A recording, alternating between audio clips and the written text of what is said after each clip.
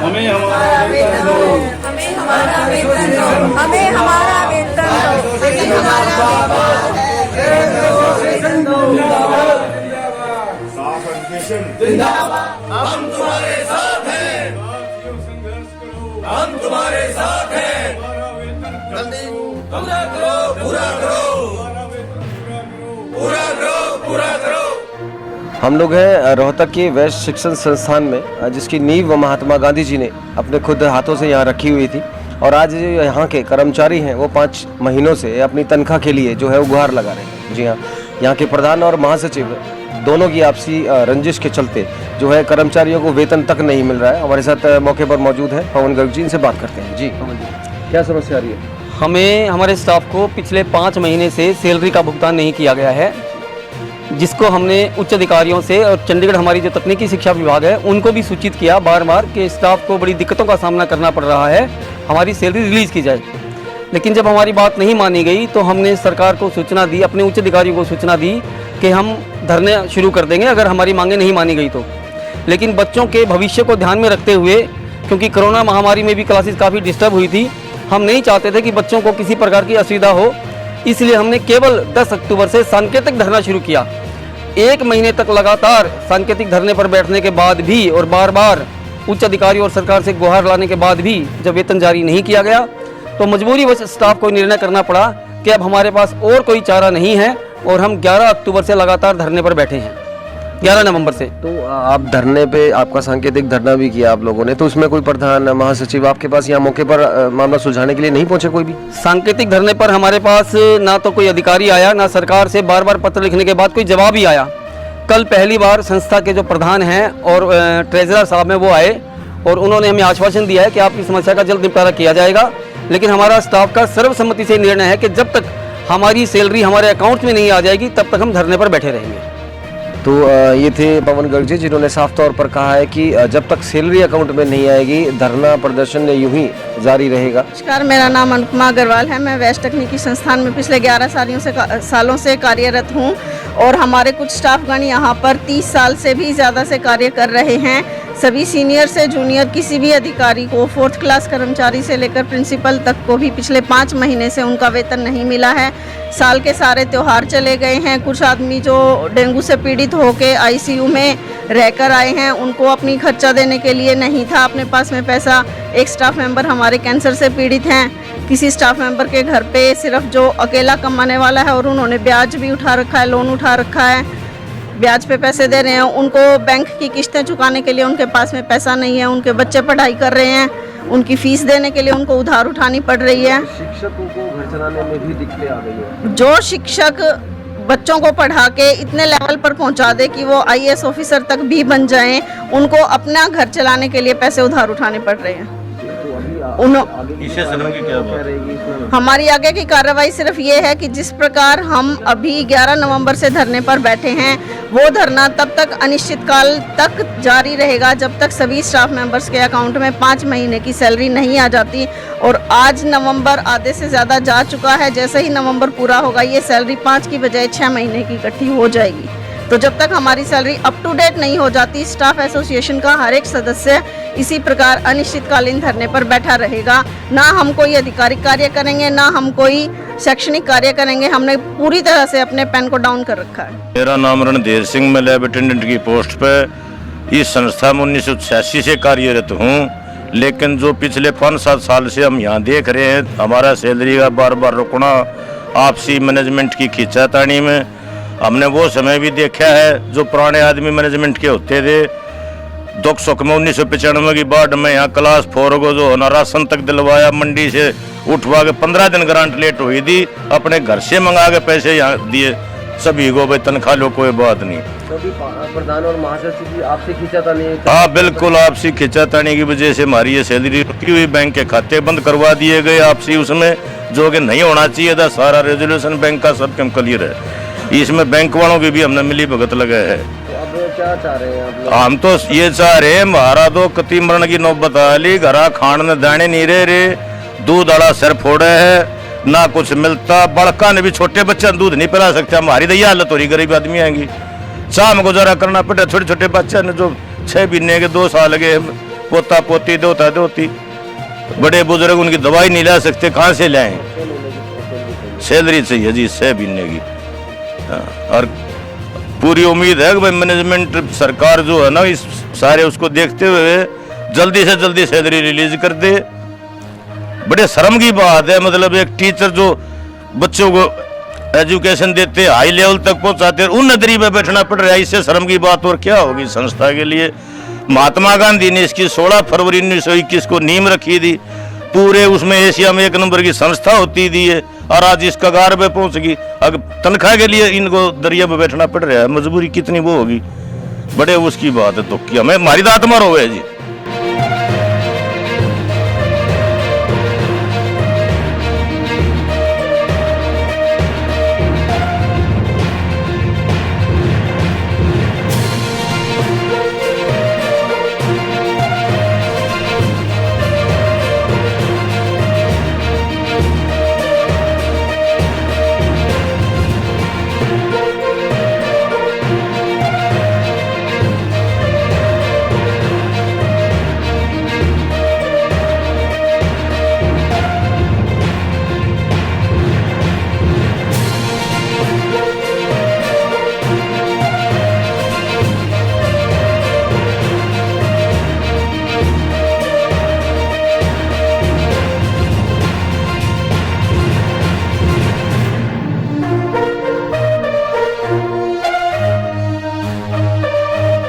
देखो विनीत जी, मैं ये कहना चाहूँगा कि हमें मैनेजमेंट को 5% जो मैनेजमेंट शेयर जो होता है, ठीक है, वो हमें स्टाफ का देना होता है, और 95% आपका गवर्नमेंट से आता है, ठीक है।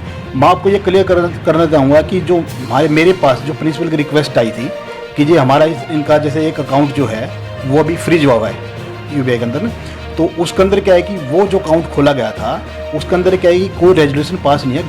जब भी कोई अकाउंट नया खुलता है तो गवर्निंग बॉडी से पास कराना होता है।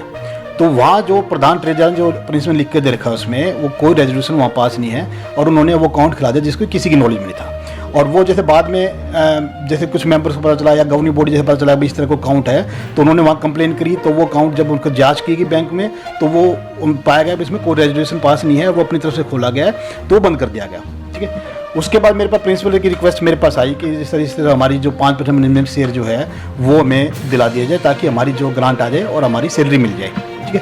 मैंने प्रिंसिपल जो मेरे लेटर मेरे पास आया हुआ है प्रिंसिपल का, जैसे मैं आपको कॉपी दूंगा, तो उसमें लेटर को देखते मैंने क्या करा जी 9 तारीख को 9 अक्टूबर को, ठीक, मैंने जो मैनेजमेंट शेयर जो बनता है आपका 36,40,632 रुपये का, ठीक।